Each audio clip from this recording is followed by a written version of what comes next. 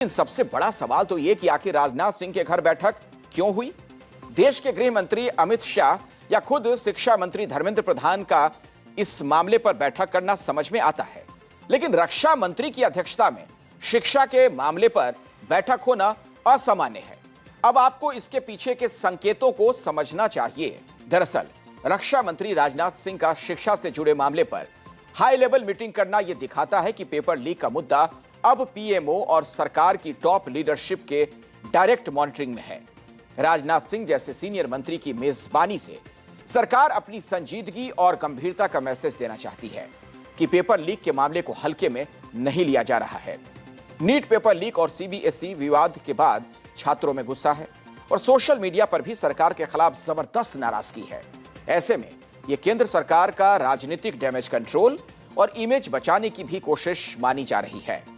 इस मीटिंग में शिक्षा मंत्री धर्मेंद्र प्रधान, ज्योतिरादित्य सिंधिया और पीएमओ अधिकारियों की मौजूदगी से लगता है कि सरकार राष्ट्रीय स्तर पर एक्शन प्लान बनाने में जुटी है और इसके लिए क्रॉस मिनिस्ट्री कोऑर्डिनेशन यानी अलग अलग मंत्रालयों और विभागों के बीच सामंजस्य बनाने की कोशिश की जा रही है। यह सरकार के संभावित बड़े फैसलों की तैयारी भी मानी जा रही है।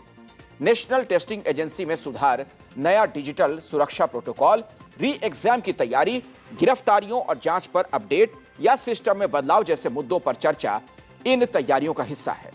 इस बीच खबर यह भी है कि नीट परीक्षाओं की सुरक्षा और संचालन को चाक चौबंद बनाने के लिए केंद्र सरकार रक्षा बलों, विशेष रूप से भारतीय वायुसेना की लॉजिस्टिक क्षमताओं की मदद लेने पर विचार कर रही है।